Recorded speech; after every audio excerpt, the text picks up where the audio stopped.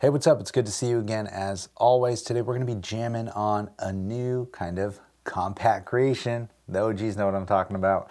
Basically, this is a small, simple setup. I started messing around with the Blackbox again. Got this idea to do some stuff with some granular stuff. I got the micro granny.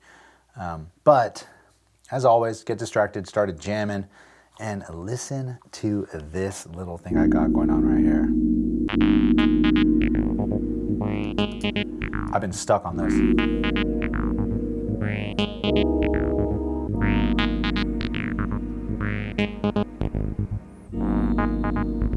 Right, let's get all the drums going.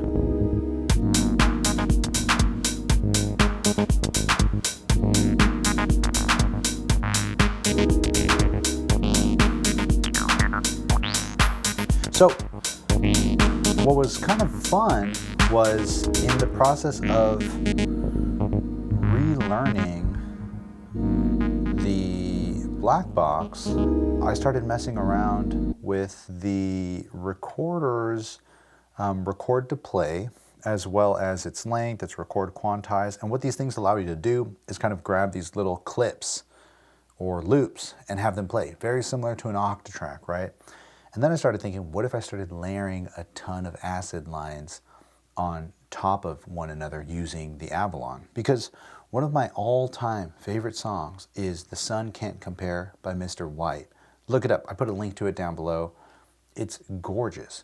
But I spoke to Mr. White one time, and he told me that it was two 303s that created this beautiful evolving line. So I'm going to try and do something like that today. Most likely fail. We can fail together, but hopefully we nail it. So let's go ahead and start jamming around a little bit. Basically, I know that these chords and the way that I played them is in an A flat minor or G sharp minor. Don't know the correct terminology. And also, this to me feels like one of those types of songs where once I take an element out, it kind of falls apart, right? So maybe I'm missing something. So I would love to hear what you would like to hear in this song. Maybe I can add some like Nord stuff or whatever to kind of keep it moving. Also, I'm going to be using the M1 pedal. No, none of this is sponsored by any of these companies. I'm just jamming here, having a great time. Love this pattern. That little pat, pat, pat, pat. That's very much inspired by Masters at Work, Kenny Dope, one of the dopest drum producer people ever. This mix is a little hot, right? So we'll go here.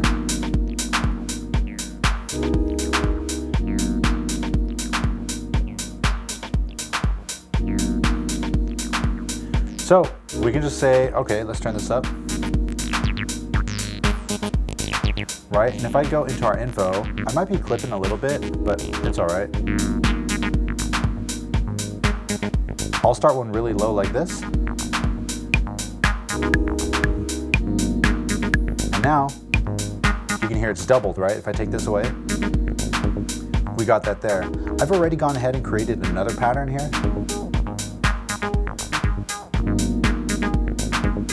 Right, so let's turn the resonance up on this.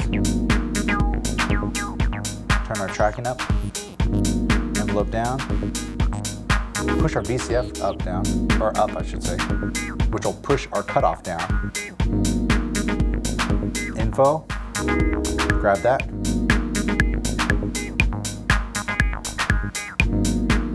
Now we got those two lines going. Now let's go back to the other line here, but we'll speed it up. So we'll do,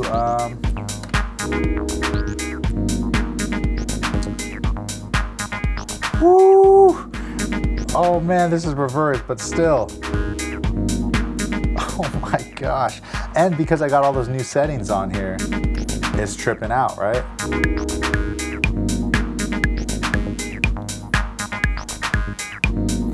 All right, cool. Now what I wanted to do was play it forward, and we will say time. How about this pattern here?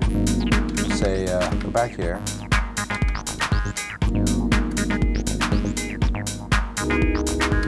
Or we can write a new pattern, right? We'll go here, we'll clear this one out. And we'll also set this up to double time. I'll go up in pitch. Oh, oops. We'll go down, up in pitch here. And let's say, we'll clear that out again. Hit record.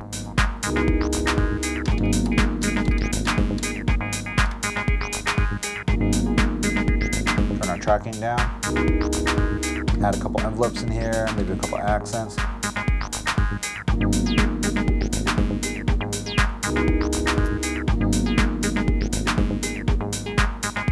This is insane. This M1, here, let's throw a bunch of space on this.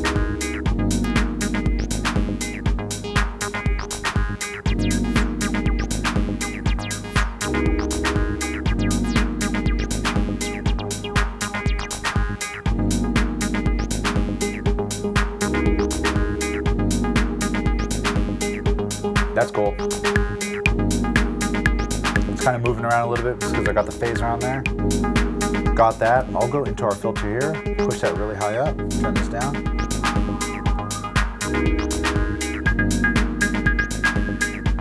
Bring the level down on that. Go back to our sequences. This is 4 acid lines playing at once. I mean, this happened way faster than I actually thought it would work out.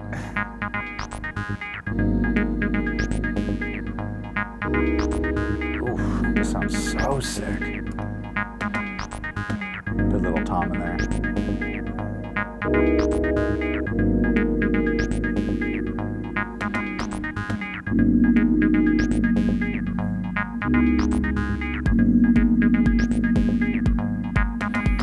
Right, and if I wanted, I could MIDI map this to whatever, but it's just right there, aka too far, so I'm gonna pass on that one.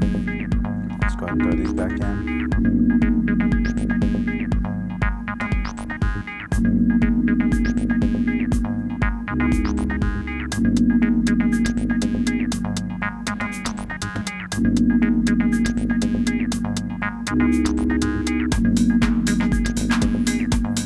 Yes. Dude, the Blackbox is crazy. Also, I have to double check with Aaron, but I'm pretty sure it's public knowledge. On their forums, there's a beta. I haven't installed the beta because it was acting a little weird for me for my sessions, but they've redone the song mode in a way that makes more sense, sorta, right? It's still in that Blackbox kind of weird, quirky way. Like, for example, there's weird, quirky things like if I wanted to just sample something, I couldn't sample it unless I hit record and play. But that also starts the sequence. So because I'm taking, well, in this case, I'm just going straight from this, but my usual setup, I'm taking a feed from my audio interface, which is everything that's going on, including the Blackbox. So as soon as I hit record play, I have to go into all my sequences, turn them all off, go back here, hit info, hit record, and then record just whatever that one source is, right, from my laptop, and then go back and rebuild that pattern that was playing. It's kind of cumbersome. You know, where am I even going with this? Basically, there's still quirky things about the Blackbox, but I still think it's one of my favorite things, and it's lasted the longest, about the longest, as most of some of the stuff in my studio. I've had this thing forever, from when it first came out. I was so sold on it, and I mean, listen to this. Oh, this is perfect. This is absolutely perfect. So we got this going on, right? And we can just say, bring in little clips, right? Because the way they got recorded in with that record to play mode, it kind of puts it into a clip and just starts looping it for you. And now I can just start launching these other clips in here.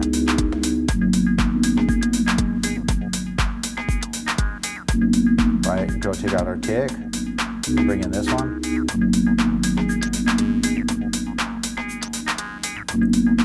Say we want to bring our kick back in. Yo, this is dope. This is super dope. Where's my shaker at? This is what I need. See, if I wanted to record this in, man, it would be the most cumbersome thing. Yo, this is sick. I mean,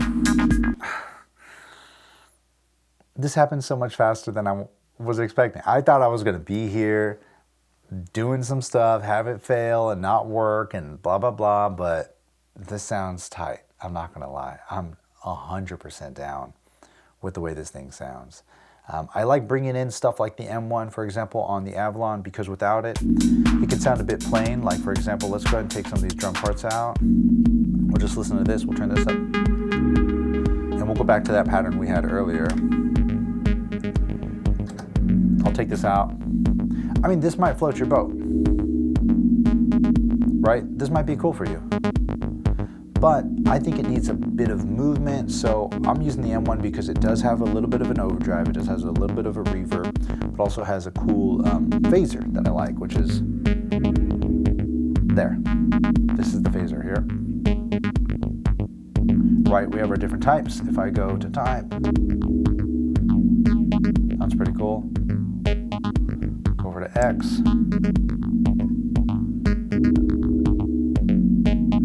And then if I turn up the lo-fi here, this is what's introducing the space, right? The reverb. We can bring that down a little bit because it is pretty intense. There's a little bit of it. And now I'm gonna hold this down again and set our warble. I mean, you know, I can start kind of getting some of this movement up in here. Get a little bit of noise, maybe some age. Turn that noise down.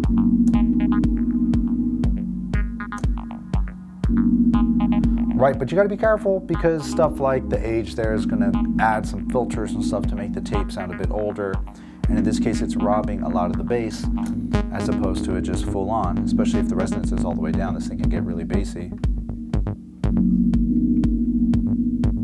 Right, throw some sub in there. When we add this, a lot of it's gone, but new textures, right? That's all this is. Check that out right there. That envelope's sick. Flip it on them.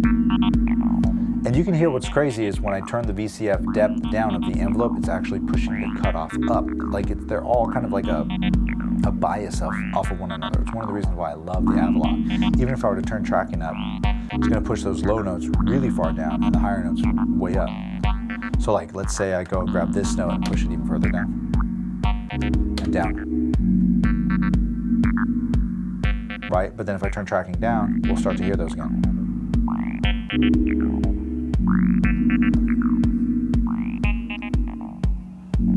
We'll turn our age back down.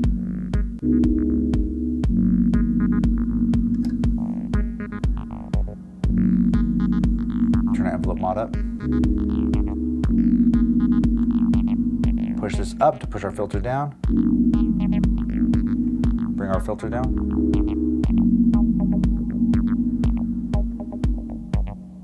All right, listen to this. Cool little rhythm here, right? I'm just gonna turn tracking and watch where this goes.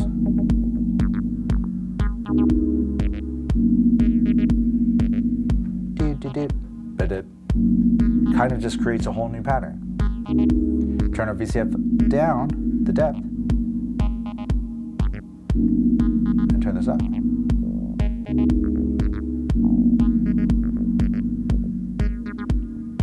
New rhythms within these rhythms. That's what I'm about, sets of 12 steps. How about 14?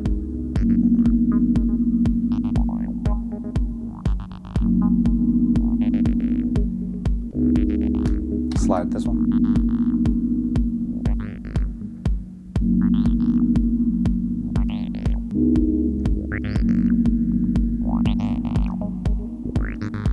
Let's go to pulse width, no sub.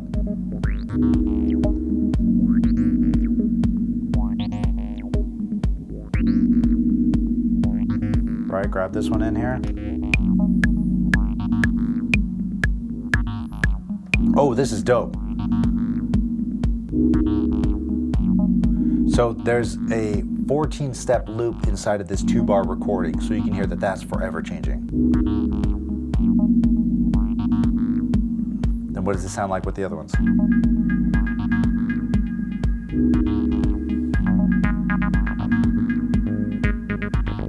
That one clashes. Maybe this one not so much. Clashes. How about this one? So this one, it kind of works, but what I'm going to do is I'm going to turn the high pass on this and just turn it into texture, right? Resonance high, level down, go to our effects, select that one, and this is going to be to our delay. There it is.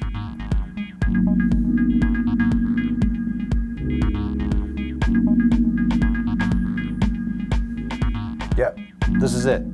I'm gonna leave it here. This happened way, way quicker than I expected, which is dope because it proves to me that you don't need much to kind of make a pretty sick track at your standards. That's the most important part. Who are we trying to impress? Ourselves. Who are we trying to better? Ourselves. Say it with me, yourself. That's who you're trying to make happy. Yeah, until next week, my friend, you already know the drill. Share the love, share the knowledge. Knowledge is power. Peace.